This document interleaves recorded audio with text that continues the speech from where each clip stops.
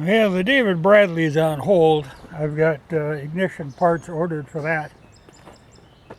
But I thought I'd show you this other machine that I used to use that, again, I haven't used for a long time. And this one I have no idea. You know, I'm sure it was a commercially manufactured machine, but I've never seen any nameplate or anything on it. I know it has a Wisconsin motor. It's a 7-horse Wisconsin. And of the type that's got the external mag, you know, the clicker mag, where when you turn it over, the mag winds up pressure and then a spring pops it, so you don't have to crank it fast, you know, to make the mag work. Old tractors have that same kind of a mag on them. And it always was a good starting motor. But what this device is for is spooky, kind of. This is the scariest piece of machinery I have. This whole shaft here, you know, it's belt driven out to the front here. It turns that buzzsaw blade. But the thing is designed to cut in the horizontal also. It's sticky, so I can't pivot the blade, but you pull this lever, flop it over, and then the blade is flat. Then there is a drive mechanism here that is hooked up on here, pivots down and runs right against the wheels. That's why there's 3 pulleys here. One is for the drive, 2 are for this. So you would put the thing in a down position and use it for cutting brush. I never used it that way. Like I say, it's a frightening, you know, I can imagine hooking into something, you know, a tree or something, and having that thing come pivoting around and just cut your feet right off at the ankles. You know, there's no guards or anything. You know, it's a dangerous looking piece of machinery. I never used it in the horizontal. I always used it vertical.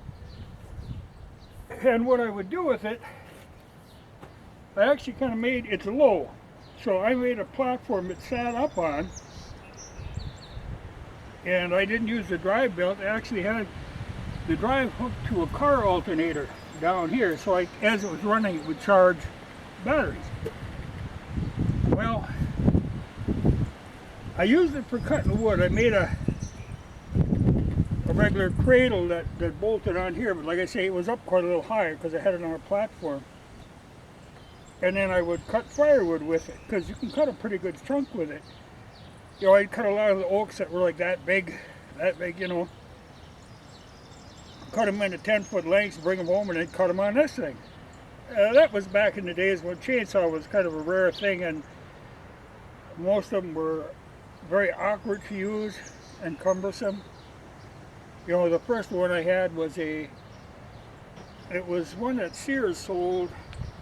It would have been a Craftsman brand, but I bought it used, and it was always difficult to get it running, and it was big because it was a gear drive on it. You know, it didn't directly run off the motor. There was a gearbox that went on it, you know.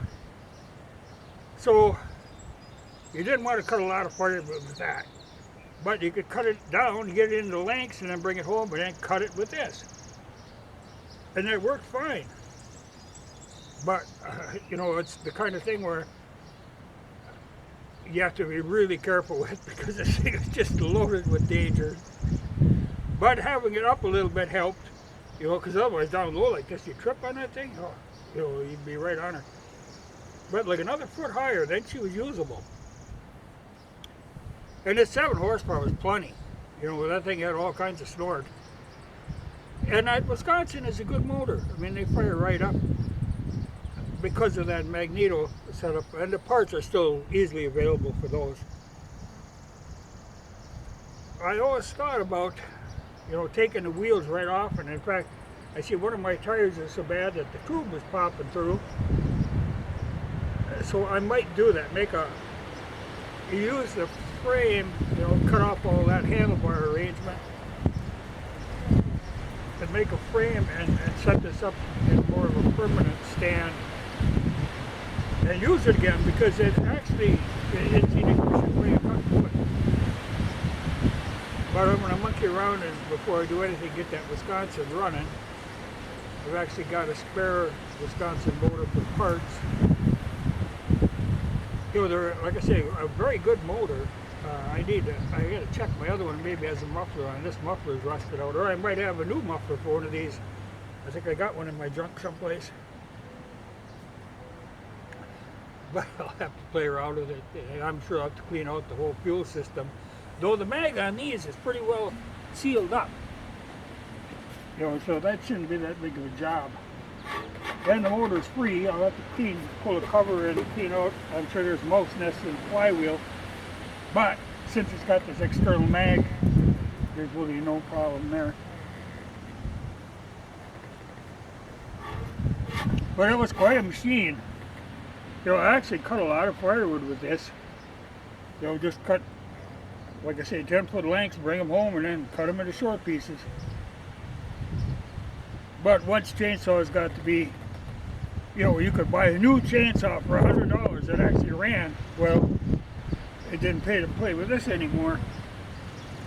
But, when you're cutting up that small stuff, this would be kind of handy. So I should get it resurrected, at least get this motor fired up. I could always find something to do with this motor. They're valuable in their own right. But this, I can't imagine using this thing with it in a horizontal position for cutting brush. My God, it looks so incredibly dangerous. Even using it vertically, it's still, like I say, dangerous. But I know when I got this, my dad said he knew a guy that used to live about, half mile, might be, a little over half mile away from here. No place there anymore. The place is all torn down. But he had bought one like this, and he was trying to cut down trees with it. A tree about this big. Of course, you get that thing in there, and then she wedged, locked solid. So he just left her sit there, and he walked over to the bar trying to get people to help him come push that tree off of his contraption. Because I'm sure people, and I think also, I think what they did is they cut them down, get them on the ground, and then run this thing over and drop them, and cut that way. But that whirling blade, and there is no provision for any guards. I see one little bracket over here that looks like they had some kind of a guard that covered the belt pulleys in the front. But that ain't the most dangerous thing on this. But the bearings and stuff are all good, and the blade is good.